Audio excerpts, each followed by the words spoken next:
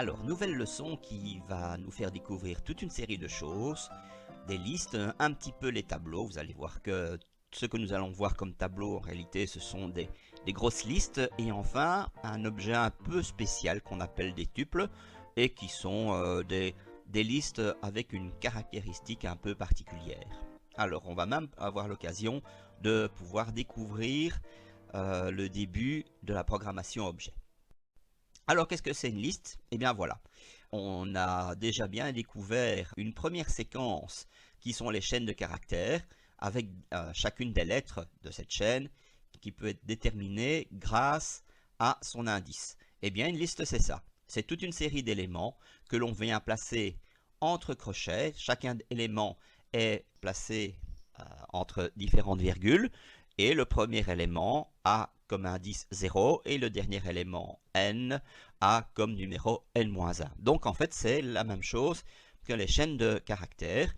Et dans cette chaîne enfin pas dans cette chaîne de caractères, dans cette liste, vous pouvez mettre des tas de choses. La liste la plus simple, c'est tout simplement mettre des numéros. Pour ça je l'ai appelée ma liste num. Hein. Et cette liste num, elle contient donc les éléments 1, 2, 3, 4, 5. Si ce sont des lettres que vous les placez, ben voilà, vous avez A, B, C, D, ce sont des lettres, donc alors à ce moment-là, il faut mettre le simple guillemet pour pouvoir signaler que en réalité, votre lettre est à chaque fois une mini-chaîne de caractères. Vous pouvez avoir, là j'ai mis liste dans le sens général du terme, parce que votre liste n'est pas obligée de contenir des éléments du même type. Donc vous voyez que dans cette liste, j'ai mis comme premier élément une chaîne de caractères. Le deuxième élément, c'est un flottant. Le troisième élément, c'est à nouveau une chaîne de caractères. Et le quatrième élément, c'est une liste. Donc une liste peut très bien être dans une liste. Vous pouvez l'appeler sous-liste si vous avez envie. Donc j'ai dit premier, deuxième, troisième, quatrième. Attention, au niveau numérotation, c'est l'élément 0, l'élément 1, l'élément 2, l'élément 3. On aura l'occasion de le revoir encore. Alors, ici, j'ai créé ce qu'on appelle une matrice. Pour ceux qui connaissent un petit peu l'algèbre linéaire, il y a moyen, les fous, d'essayer de faire du calcul matriciel en utilisant les listes, je dis pour les fous, parce que c'est très compliqué de manipuler des tableaux de nombres par le biais des listes. Hein, le plus simple, c'est d'utiliser un autre type, ce sont les vrais tableaux qui utilisent alors à ce moment-là le mot-clé array, A-R-R-A-Y, mais qui ne fait pas partie, je dois dire même qu'il ne ferait plus partie du cours élémentaire, puisque c'est une fonction qui fait appel à un module complémentaire qui est NumPy, hein, N-U-M-P-Y, NumPy si vous préférez, et grâce à NumPy, vous pouvez faire toute l'algèbre linéaire sans avoir besoin de faire des manipulations aussi compliquées. NumPy, ce serait lui-même un cours en entier. Vous avez enfin ici, ça fait un peu bizarre de faire apparaître cet élément-là, c'est une liste vide. Et donc cette liste vide ne contient aucun élément. Ça paraît un peu bizarre de dire tiens, qu'est-ce qu'on pourrait bien faire avec une liste qui ne contient rien? Eh bien justement, on va voir comment est-ce qu'il y a moyen de pouvoir la remplir, cette liste. Alors, les listes, il y a moyen de pouvoir jouer dedans, donc un petit peu comme les chaînes de caractères. Et regardons un petit peu déjà comment est-ce qu'on s'y prend en jouant ne fût-ce qu'avec les indices. Vous voyez, j'ai créé ici une liste qui contient A, B, C, D. Donc c'est 4 chaînes de caractères ou 4 caractères, comme vous préférez. Alors, je vais écrire lettre 2.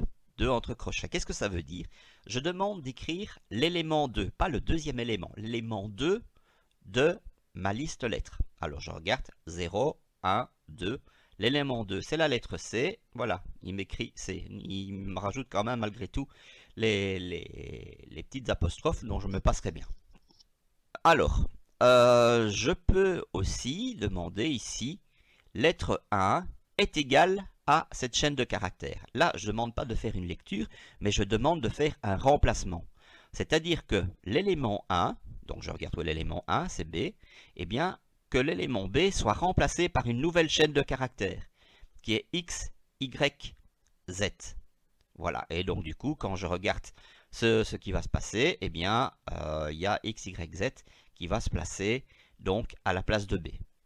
Là, pour l'élément 3, je demande qu'il soit remplacé par 15. L'élément 3, c'est 0, 1, 2, 3, que D soit remplacé par 15. Donc, j'ai fait 2 remplacements pour ma liste lettres. Je vois donc ma liste qui contient A, il le possédait avant, X, Y, Z qui a remplacé B, le C qui était là avant, et le 15 qui a remplacé D. Alors, on peut également jouer sur ce qu'on appelle des tranches, les slices. J'ai demandé d'écrire ma liste qui va de l'élément 1 jusqu'à l'élément 3 non compris. Hein, le système non compris est toujours le même que nous avions vu avec les chaînes de caractères. Donc je regarde là-dedans, j'ai 0, 1, 2, 3. Donc je veux aller de 1 à 3 non compris, c'est donc B, C. Mais ça c'est dans cette liste-ci, mais je l'ai modifié la liste. En réalité, c'est dans celle-là que je vais regarder. Alors je fais 0, 1, 2, 3. En réalité, donc ce sont ces deux éléments-là qui fait apparaître. Et voilà, il fait apparaître les deux éléments sous format d'une liste. Alors, pour avoir une bonne visualisation de comment fonctionne le liste, voilà, j'ai pris la liste très généralisée pour voir comment, au niveau du diagramme d'état, il va se présenter. Alors, bon, bah, vous avez d'abord le nom de la liste que vous choisissez. Hein. Après, cette liste va donc alors à ce moment-là référencer une boîte qui contient toute une série d'éléments. Alors, combien d'éléments il y en a? Il y a 1, 2, 3 éléments. L'élément 0, truc, donc 0 va se lancer vers de nouveau 3 éléments parce que truc, pardon, 4 éléments qui vont de 0 jusqu'à 3 parce que truc est une chaîne de caractères. Là par contre, le 1, il va référencer simplement un flottant, 3,14 qui est juste donc une valeur. Et enfin, vous avez une nouvelle liste, donc le 2 va référencer une nouvelle boîte qui va de 0 jusqu'à 2. Et donc, vous avez deux boîtes ici. Vous avez la boîte concernant la chaîne de caractères et la boîte concernant la sous-liste. Donc, ça veut dire, hop, référencement nouveau pour les différentes lettres qui constituent la chaîne de caractères et les différents nombres qui constituent ma sous-liste. Ce qui fait que, ce que j'ai noté ici, liste 2, 1. Attention, remarquez bien la notation des crochets. Donc je vais faire comme ceci. Je vais parcourir mes petites flèches. Je pars de liste. J'arrive ici. Je vais jusqu'à 2. Toc. Je continue ma petite flèche. Et puis je vais jusqu'à 1. Je vois ce que j'ai. Eh bien, j'ai l'élément 9. Donc 9 correspond à LST2, 1. Et c'est la même chose pour tous les éléments. Remarquez que pour le 1, ce sera juste LST1 puisqu'il n'y a rien qui suit. Alors les opérations sur les listes, on peut en faire pas mal. Pour commencer, on peut regarder les opérations qui ont déjà été vues avec les chaînes de caractères. Elles existent toujours, donc c'est la concaténation d'une part et la répétition. C'est exactement le même procédé. Vous prenez une liste 1, une liste 2, vous mettez un plus entre les deux, et bien vous créez une nouvelle liste qui contient tous les éléments. Donc liste 1, 1, 2, 3, et liste 2, 4, 5, 6, vous faites un plus, et bien ça fait la liste 1, 2, 3, 4, 5, 6. Voilà, vous avez créé la liste numéro 3. Vous avez toujours la fonction longueur, len, qui permet donc de connaître la longueur d'une chaîne de caractères. LST3 contient 6 éléments, donc la longueur de LST3 c'est 6. La répétition, vous prenez la liste 1, c'est de nouveau celle-ci. Bon, j'ai remis les compteurs à 0 si vous voulez. Et je demande de répéter cela 4 fois. Donc, le 1, 2, 3, 4 fois dans la même liste. Donc, allez, c'est parti. 1, 2, 3, 1, 2, 3, 1, 2, 3, 1, 2, 3. Plus complexe. Ça a l'air un peu tordu, mais vous allez comprendre que ce n'est pas si complexe que ça. Je regarde LST1, 0. Qu'est-ce que c'est que LST1, 0? c'est l'élément 0 de la liste 1. Donc c'est celui-là, c'est le 1 qui se trouve ici. Et celui-là, je vais pouvoir le transformer. C'est là qu'est déjà une grande différence entre les listes et les chaînes de caractères. C'est que les listes, elles, sont muables. Il y a moyen de pouvoir modifier élément par élément. Vous vous souvenez que ce n'est pas possible avec les chaînes de caractères. Bien. Alors, je demande d'abord 2 fois l'élément 0 de la liste 1. Donc ça fait 2 fois 1, ça fait 2. Donc, je retiens dans ma tête ou bien je mets sur le côté le papier, c'est 2. Alors ici, j'ai une soustraction. Du 2, je vais faire moins fois, 3 fois le premier élément de la liste 1. Donc, l'élément 1, c'est 2, que je dois multiplier par 3, ça fait 6. Et comme j'avais 2 avant, ça me fait 2 moins 6, ça me fait moins 4. Ensuite, je regarde le deuxième élément de liste 1, donc 0, 1, 2, c'est 3, que je vais rajouter. Donc, moins 4 plus 3, ça fait moins 1. Et à cela, je fais moins 4, donc ça fait moins 5. Donc, l'élément 0 de la liste 1 devient moins 5. Et voilà. Donc, vous aviez 1, 2, 3, et bien voilà, vous avez cette fois-ci moins 5. Puis après, on peut faire des tests. Est-ce que le 3 se trouve dans la liste 1? On regarde, ben oui, c'est vrai. Est-ce que 3 se trouve dans la liste 2? Non, 3 ne se trouve pas dans la liste 2. C'est faux.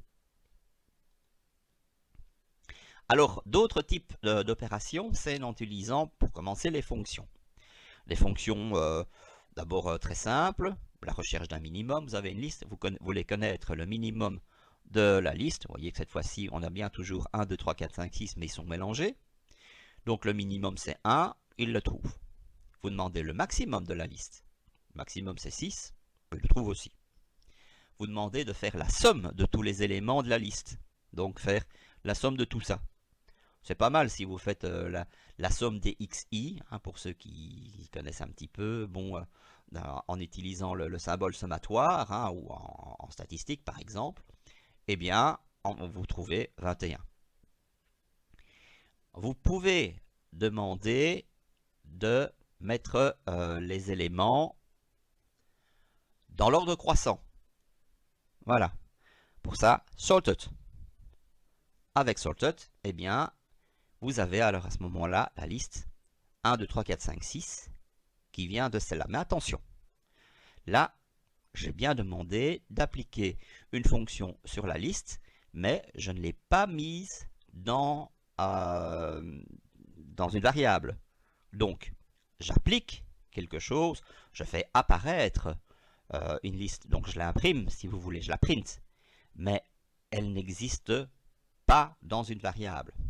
D'ailleurs, la preuve, c'est que si je demande de faire un print de la liste, eh bien, il va me remettre cette liste-là. Alors, ici, qu'est-ce que j'ai fait? J'ai mis une petite étoile en plus devant la liste, comme ça, il m'imprime la liste, mais sans les crochets et sans les virgules. C'est plus esthétique vers la fin, si par exemple, vous voulez imprimer, plutôt écrire, la totalité d'une liste, mais sans les crochets et sans les virgules. Alors, qu'est-ce que nous pouvons faire d'autre? Regardez ici. Là, j'ai écrit quelque chose d'un peu bizarre. Au lieu de mettre LST3, j'ai mis LST3 2.3.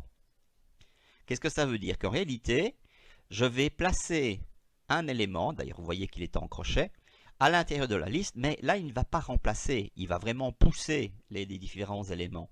Donc je regarde, je veux que le troisième élément soit 15. Je regarde 0, 1, 2, 3. C'est le 5 qui est le troisième élément.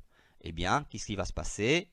Le 5 va devenir en réalité le quatrième élément. Ça veut dire que ces trois-là vont être poussés vers la droite et le 15 va venir s'insérer entre le 1 et le 5. C'est ce que vous voyez apparaître ici. Je peux faire autre chose. Je peux demander de... Je reviens en arrière. J'ai dit, moi, je veux effacer un élément de ma liste. Donc, je vais faire alors à ce moment-là del, donc delete. Je vais effacer quoi? Le troisième élément. 0, 1, 2, 3. C'est le 15 que j'avais rajouté. Si je demande d'écrire le résultat de ma liste, hop, voilà. Il écrit l'ensemble. Vous voyez que le 15, cette fois-ci, a disparu. Plus fort encore. je prends la même chose que j'avais fait ici, mais vous avez remarqué que le 15, je l'avais mis entre crochets. Parce qu'en réalité, quand je dis de mettre un élément à l'intérieur d'une liste, c'est en l'écrivant sous forme de liste. Donc, qu'est-ce qui m'empêche de mettre toute une liste, d'insérer toute une liste? Donc, je veux que là où il y a l'élément 3, eh bien, qu'il y ait 3 éléments qui viennent s'insérer en plus. Donc, 0, 1, 2, 3. Donc, le 5, il va valser vers la droite. Et entre le 1 et le 5, il y a 15, 20, 25 qui vont se placer. Voilà, c'est ce qu'on trouve ici. Alors ici, bon, j'utilise toujours le même principe de tranche.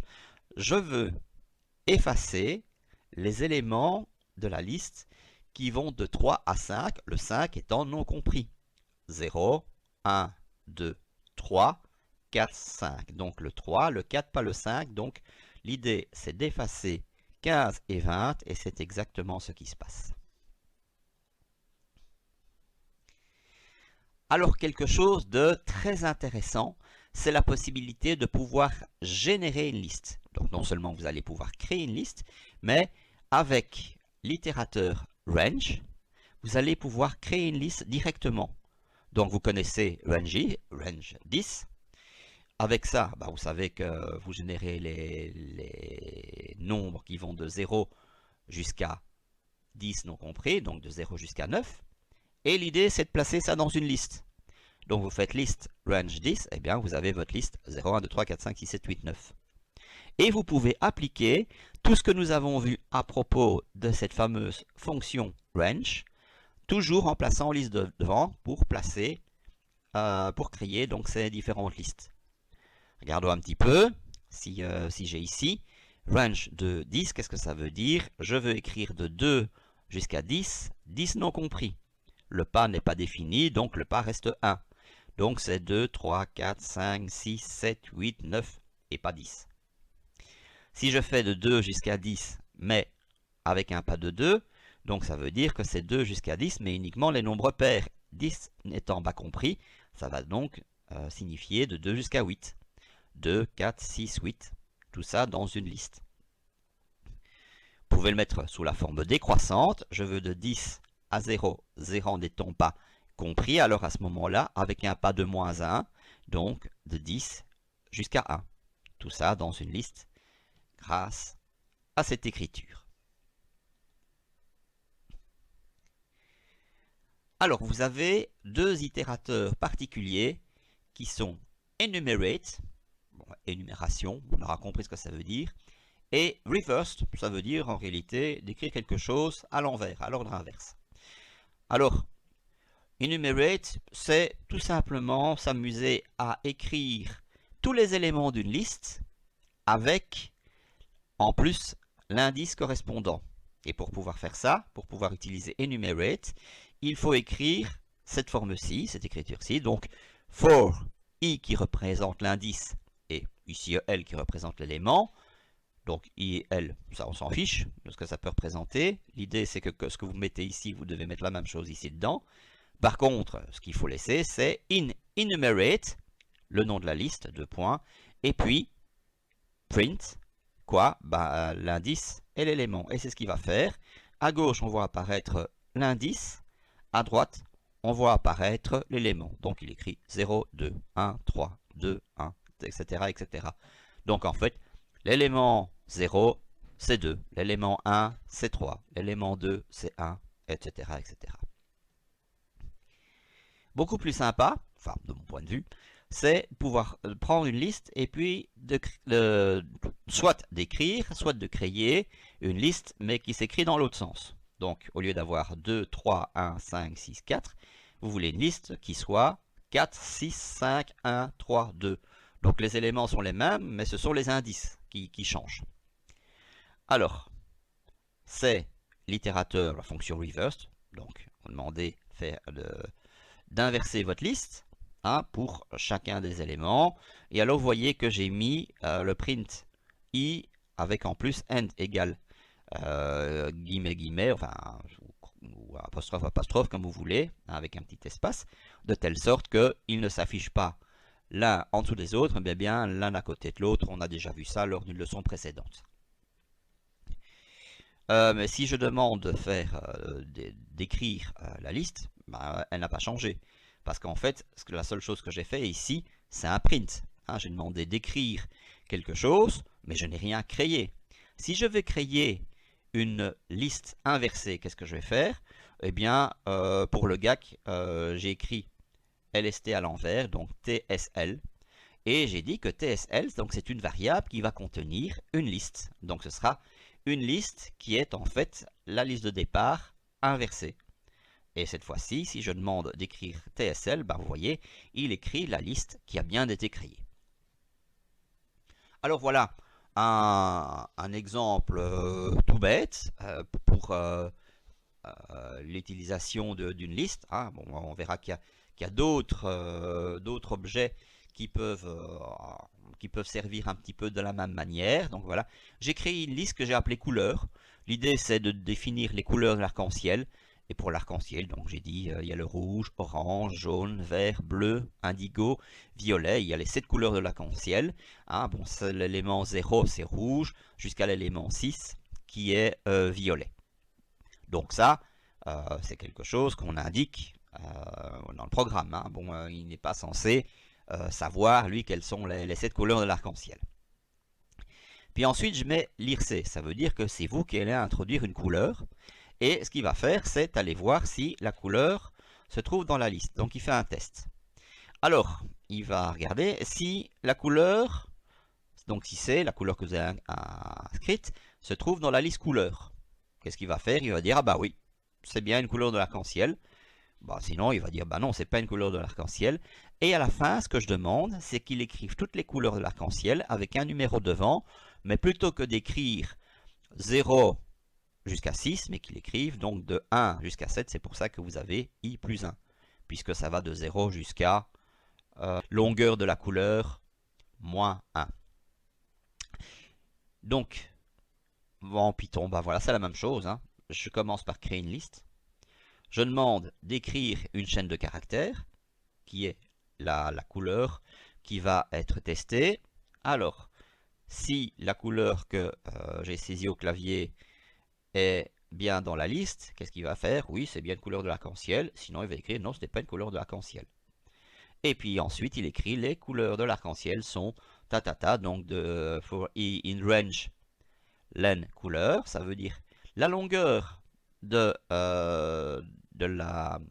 la liste couleur, bah, elle vaut 7. Donc ça veut dire que i va aller de 0 jusqu'à 6. Mais moi, j'ai pas envie qu'il écrive de 0 jusqu'à 6, je veux qu'il écrive de 1 jusqu'à 7. Donc il va écrire 1 rouge, 2 orange, 3 jaune, etc. jusqu'à 7 violet. Si vous voulez faire une copie de liste, ça a l'air un peu bizarre, pourquoi est-ce qu'on va s'amuser à faire une liste puis en faire une copie? Pourquoi avoir deux fois la même? Eh bien, c'est pour pouvoir faire une comparaison. Si vous avez une liste 1 que vous voulez transformer, mais qu'à la fin, vous voulez faire une comparaison du résultat obtenu avec la liste que vous aviez au départ. Ben, si vous n'avez travaillé qu'avec une seule liste, eh bien, elle est perdue. Donc l'idée, c'est de dire, tiens, ben, j'ai une liste 1. Je voudrais alors à ce moment-là avoir une liste 2. Je transforme la liste 2 et puis après, je peux comparer ma liste 2 avec la liste 1 qui était donc la liste qui était donnée au départ. Alors, ce qu'il ne faut surtout pas faire, c'est ça. C'est toujours dangereux d'utiliser le principe d'égalité d'une variable vers une autre. Hein. Le mieux, c'est que si vous avez une liste simple, c'est d'écrire ceci. Là, alors à ce moment-là, il sait qu'il va créer une liste 2 qui va contenir tous les éléments qui sont contenus dans la liste 1. Là, vous avez la certitude qu'il n'y a pas de problème, mais c'est surtout le cas où vous avez une liste simple, c'est-à-dire que ce n'est pas une liste qui contient des listes. Si par contre c'est une liste tordue qui contient plein de choses, hein, ce que j'ai appelé là une liste générale, bien alors à ce moment-là, vous devez utiliser la fonction deepcopy qui se trouve donc dans le module copy. Qu'est-ce qui va se passer alors à ce moment-là? Vous avez une liste complexe et grâce à deepcopy du module copy, eh bien, il va pouvoir copier l'intégralité de cette liste 1 dans une autre liste.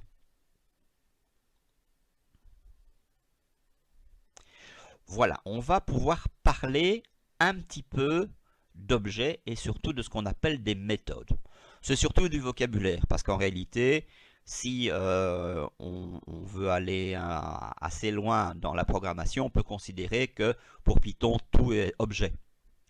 Alors, on a souvent parlé de fonctions, hein, fonctions, et dans ces fonctions, on avait besoin d'arguments. Eh bien, le mot correct des fonctions, lorsqu'il s'agit de l'appliquer à un objet, eh bien, on appelle ça des méthodes.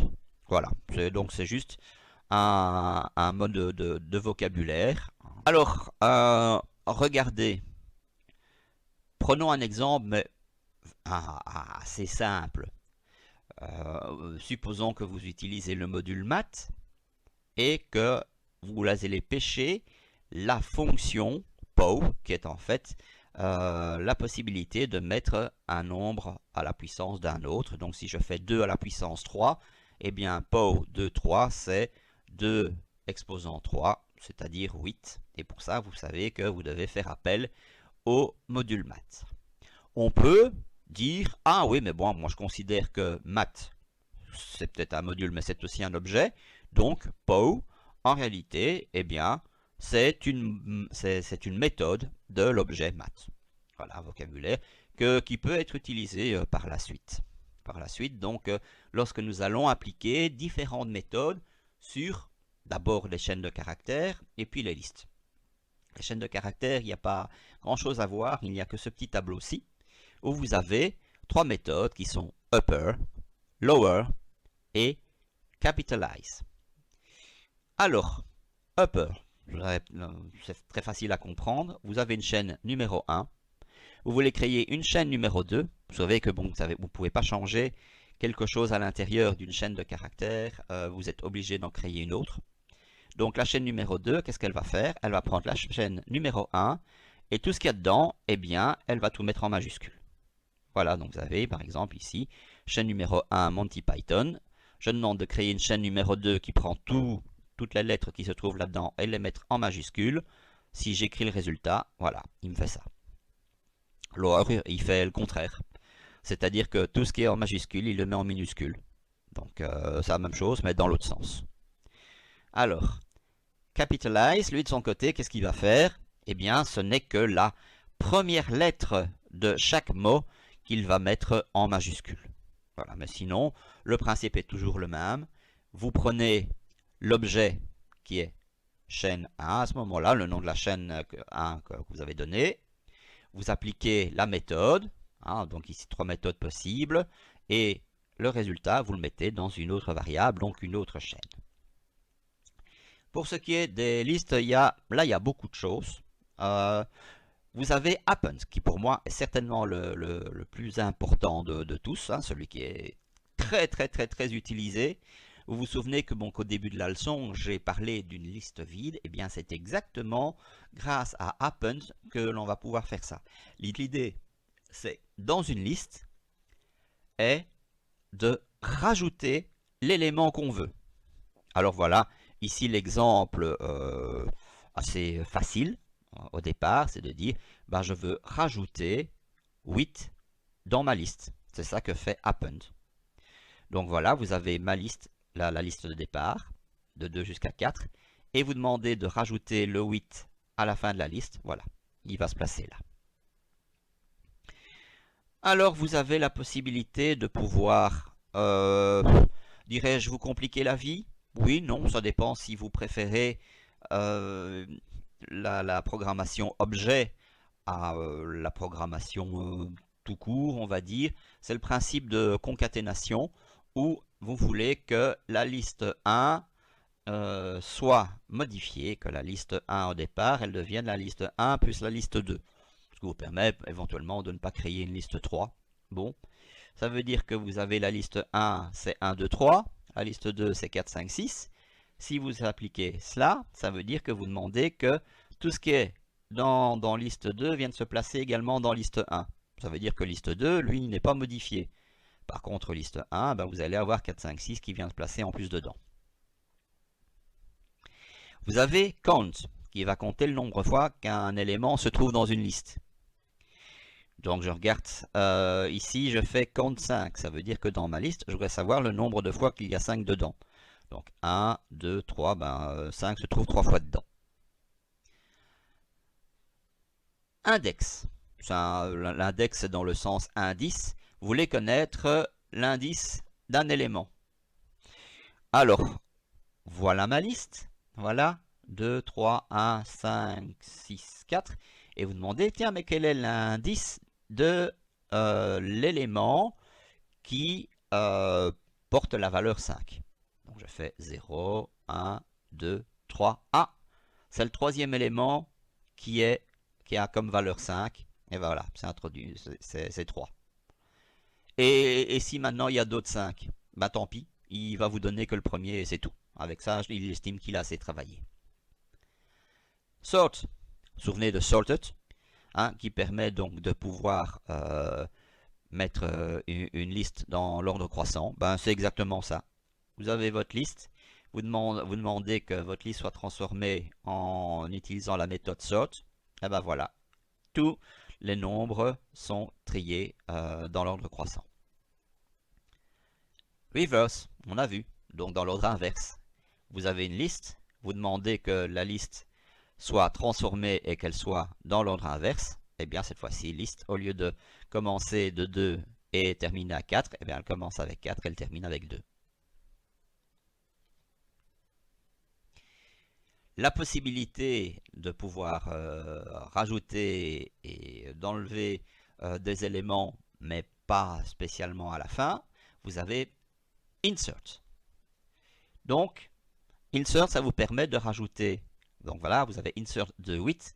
Ce que je veux ici, c'est rajouter 8 à la place de l'indice 2. Donc vous avez 0, 1, 2. Donc je veux que le 8 vienne se placer entre le 3 et le 1. Et c'est exactement ce qui se passe.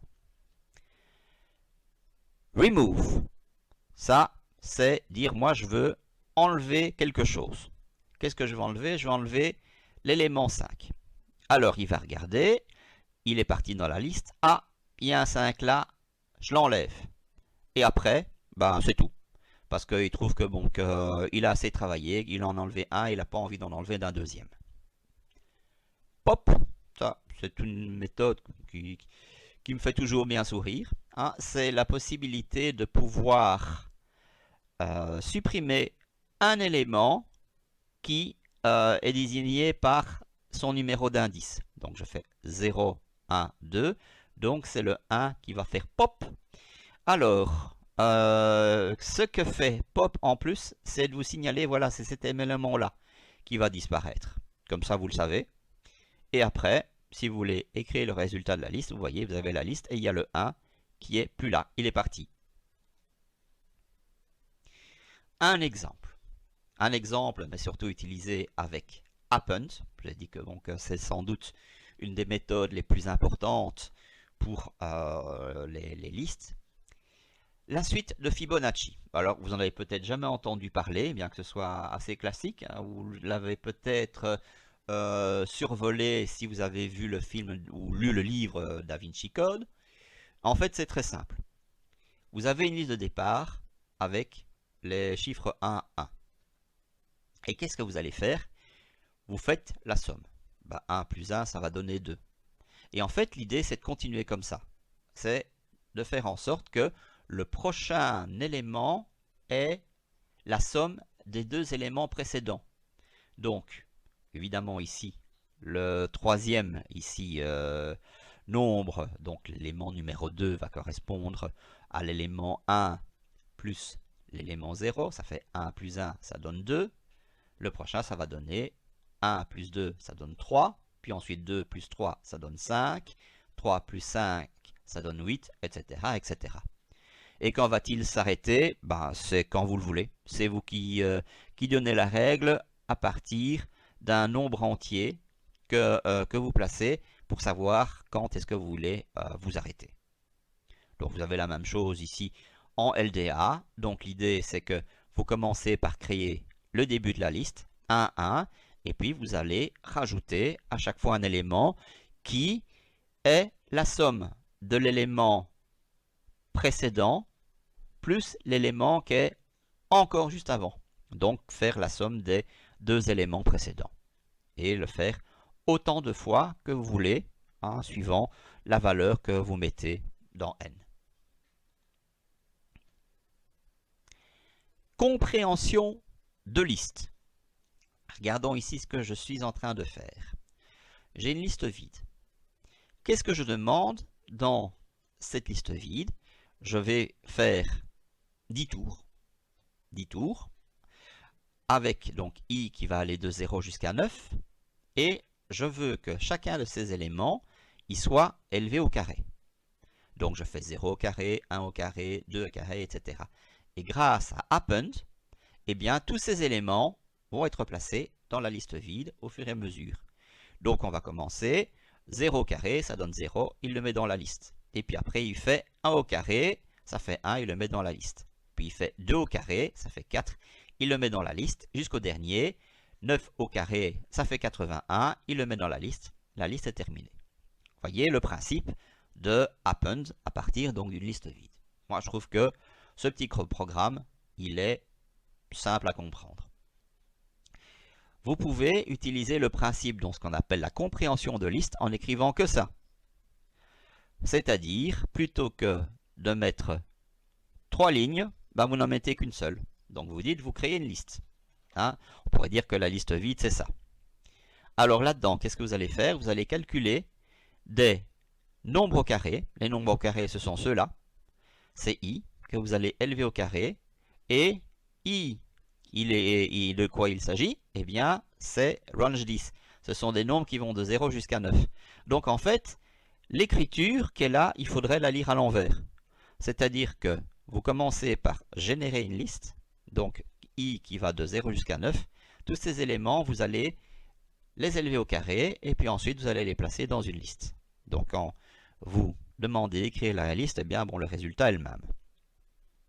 Bon, vous allez me dire, bon, ça n'a pas l'air si compliqué que ça, mais il y a moyen de toujours pouvoir aller plus loin. Voyons un petit peu ce que j'ai fait ici. De nouveau, liste vide. Et là, qu'est-ce que je veux faire? Donc, for i in range 10. Donc, de nouveau, je vais rajouter des éléments dans une liste. Et a priori, ce serait 10 éléments puisque i va de 0 jusqu'à 9. Mais je rajoute une condition. C'est clair que je vais de nouveau rechercher les nombres que je vais prendre les nombres, je vais les élever au carré, mais la condition que j'ai mise, c'est qu'ils doivent être modulo 2 égale 0, c'est-à-dire que les nombres doivent être divisibles par 2, le reste doit être 0, ça veut dire qu'ils sont pairs. Donc, si je regarde 0, 0 est un nombre pair, il est divisible par 2, il n'y a pas de problème. Si je fais 1, 1 au carré, ça me donne 1, mais 1 n'est pas pair. Il ne va pas le placer dans la liste. 2, ça marche. 3, ça ne marche plus. 3 au carré, ça donne 9. Il est impair, donc on ne le met pas dans la liste. Et voilà. Donc vous voyez que du coup, vous avez la possibilité de pouvoir générer une liste qui contient tous les carrés de nombres, mais uniquement pairs. Vous pouvez faire la même chose avec les impairs. À ce moment-là, il suffit de remplacer le 0 par 1. Compréhension de liste. Regardons un petit peu. Vous avez la même chose qu'il était écrit précédemment. Donc, i carré for i in range 10. Donc, voir diapositive précédente. Mais, après, vous rajoutez la condition. Seulement si. Si cela est bon. Et vous obtenez donc le même résultat. Encore plus loin. Donc, j'ai d'abord une liste vide. J'ai ensuite une liste numéro 1 et une liste numéro 2. Qu'est-ce que je veux faire? Je veux créer une liste qui fait la somme de chacun des éléments. Donc il va faire 1 plus 4, 1 plus 5, 1 plus 6, puis 2 plus 4, 2 plus 5, 2 plus 6, et puis 3 plus 4, 3 plus 5, 3 plus 6. Voilà. Donc ça veut dire for i in list 1. Donc tous ceux qui sont là. Mais aussi for j in list 2. Tout cela. Donc ça veut dire qu'il commence par faire le premier de la liste 1, mais pour terminer ce for-là, il doit d'abord avoir fait tout l'effort de cette ligne-ci, donc de la liste 2. Donc, pour i qui vaut, en réalité pas 1, qui vaut 0, j doit aller de 0 jusqu'à 2. Donc 0, 1, 2, puis 0, 1, 2. Et donc il va faire les 3 tours, et puis il recommence avec le deuxième élément, donc avec l'indice 1, il refait de nouveau 3 tours, et la même chose pour le 3. Et quand il a terminé, voilà, il y a la liste qui a été créée. Compréhension de liste, voilà. Vous dites, je veux faire la somme pour i qui est dans la liste 1 et pour j qui est dans la liste 2. Ça, par contre, j'avoue que l'écriture est quand même plus facile. Voilà, ça, c'est ce dont j'avais parlé donc au début de la leçon. Ça, c'est si vous êtes fou, si vous avez envie de commencer à faire du calcul matriciel en utilisant les listes plutôt que d'utiliser le module NumPy. Pour ce que l'on va voir ici, c'est vraiment le minimum, donc ça c'est assez simple. Et encore, quand je dis simple, c'est pas si évident que ça. Mais si vous voulez faire le produit de deux matrices en utilisant rien que les listes, eh bien, il y a de quoi passer une nuit blanche. Là, en fait, c'est très simple. Quelle est l'idée? La matrice, c'est quoi? C'est un tableau de nombres. Donc, ici, l'idée, c'est de faire une matrice carrée, 3 x 3. C'est donc 3 lignes qui contient 3 éléments. Donc, ça fait 3 lignes et 3 colonnes. Donc vous avez la première ligne ABC, la deuxième ligne qui vient en réalité en dessous dans la matrice DEF, et puis GHI. Qu'est-ce qu'on va faire? Eh bien, ça c'est une liste, ça c'est une deuxième liste, ça c'est une troisième liste, et puis ensuite vous avez la quatrième liste qui va contenir les trois autres. Donc qu'est-ce que je vais faire? Il faut donner d'abord les valeurs de A, B, C, D, E, F, G, H, I. Ensuite, X c'est ma première liste qui va contenir A, B, C. Y, c'est la deuxième liste. Z, c'est la troisième liste. Et T, c'est la quatrième liste qui contient la liste X, la liste Y, la liste Z. Voilà. Ça, c'est déjà le début que serait comment introduire les données d'une matrice 3 x 3. Donc, il y a 9 valeurs à introduire. Donc, il faut faire 9 fois la même chose. Introduire 9 valeurs qui sont des réels, des flottants, et puis ensuite faire exactement la même chose que ce qui a été placé là. Faire la transposée d'une matrice, qu'est-ce que c'est? C'est de faire en sorte que les lignes deviennent des colonnes et que les colonnes deviennent des lignes. Donc j'invente, vous avez une matrice, là je l'ai appelée T, c'était peut-être une mauvaise idée, mais bon, j'ai commencé comme ça, tant pis. Eh bien, l'élément T2 deviendrait en réalité l'élément S3,2. Donc l'élément T2,3 deviendrait l'élément S3,2. Donc vous imaginez qu'il y a la diagonale, ça ce sont les éléments qui ne bougent pas, et puis bon, il y aurait une symétrie par rapport à cet axe de chacun de ces éléments. Mais je vous dis, bon, c'est assez tordu. Là ça va encore, puisque l'idée, c'est d'utiliser quelque chose qui était déjà connu. Vous voyez, ce principe-là, c'est de remplacer chacun des éléments IJ par de nouveaux éléments JI. Et pour pouvoir les placer dedans, bon, il faut faire de nouveau 3 tours dans 3 tours, donc il va faire 9 tours au total. Et il faut qu'il y ait la matrice, la nouvelle matrice, la transposée de la matrice T, qui soit déjà initialisée. Ça veut dire qu'on met des valeurs à pouf, on a mis des zéros partout, qui vont ensuite être changés. Donc vous allez avoir que cette fois-ci, S va contenir 1, 4, 7, puis ensuite 2, 5, 8, et la dernière, ce sera 3, 6, 9. Voilà ce que ça fait. Alors avec append, vous pouvez faire la même chose. Donc les append, ils sont ici Et là, bon, ça c'est surtout pour vous montrer comment ça fonctionne.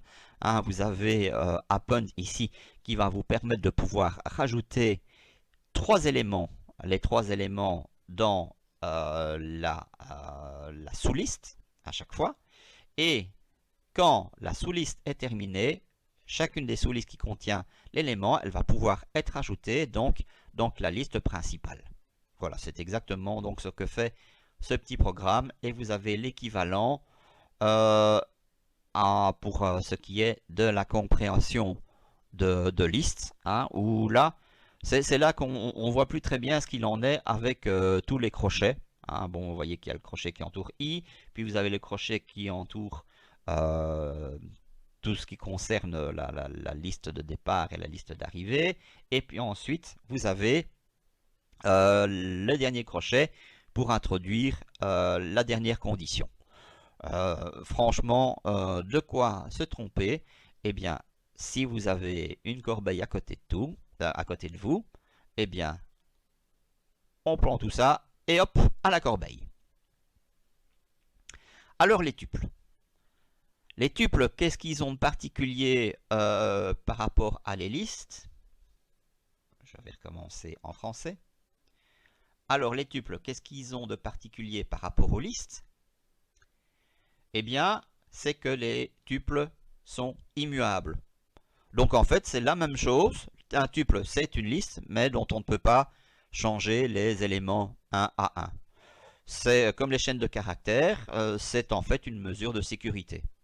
Et ce qui est assez particulier, c'est que si vous regardez, hein, ici, j'ai introduit un premier exemple, vect, pour introduire la notion de vecteur.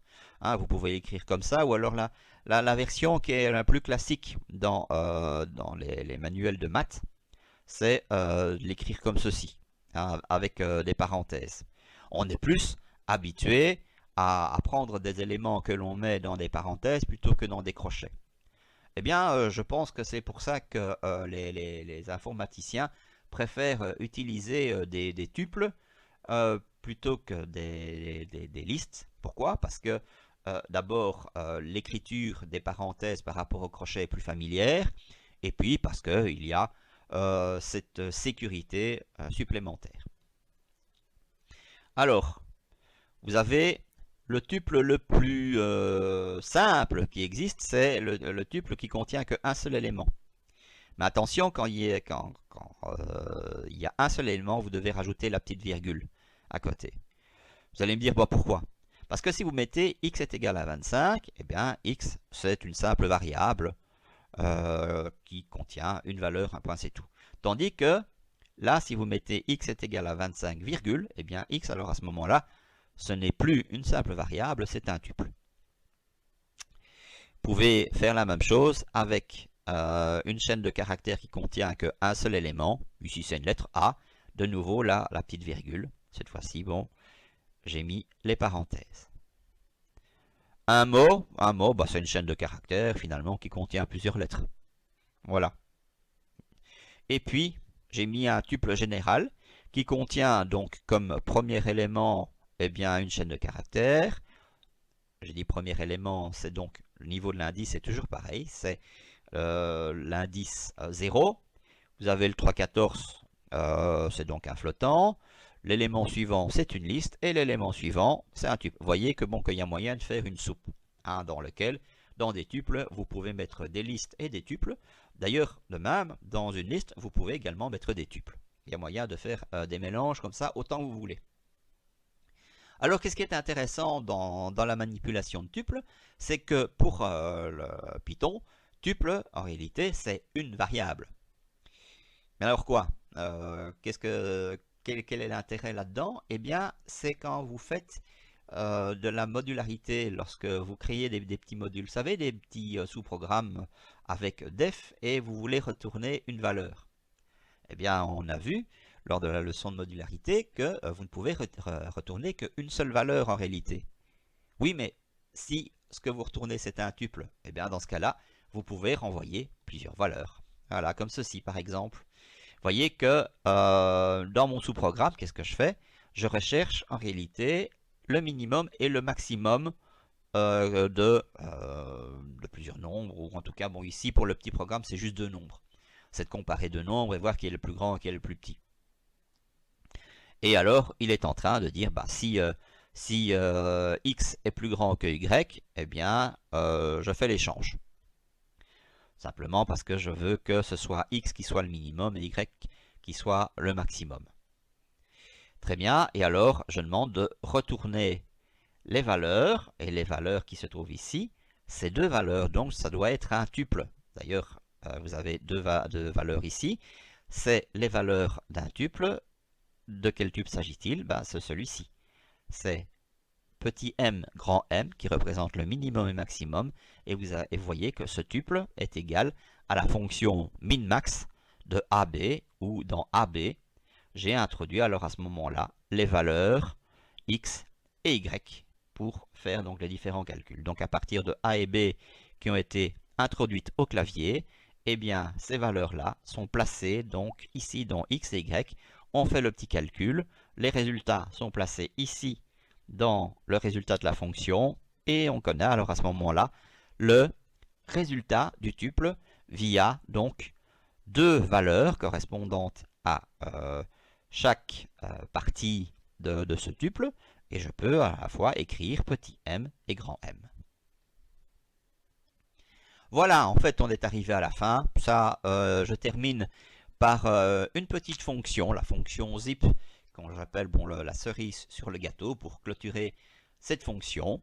Alors, que fait cette fonction? Eh bien, elle permet donc de parcourir toute la chaîne, pas la chaîne, donc elle permet de pouvoir parcourir tout le tuple en question et chaque élément qu'elle trouve à l'intérieur, qui est elle-même constituée par toute une série de séquences. Hein, donc vous avez un tuple, vous avez une chaîne de caractères et puis vous avez ici une liste. C'est d'imprimer d'abord les éléments 0, puis les éléments 1, etc. etc. Donc l'idée c'est d'écrire 4M2, puis ensuite 7O3, etc. etc. Qu'est-ce qu'il va faire? Mais à un certain moment donné, il va s'arrêter. Quand va-t-il s'arrêter? Est-ce qu'il va s'arrêter à la fin? Non, en fait, il va s'arrêter quand il y a tout est épuisé dans une séquence.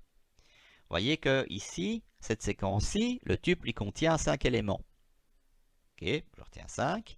Ici, Monty, c'est la même chose, c'est une chaîne de caractères qui contient 5 lettres, donc 5 éléments.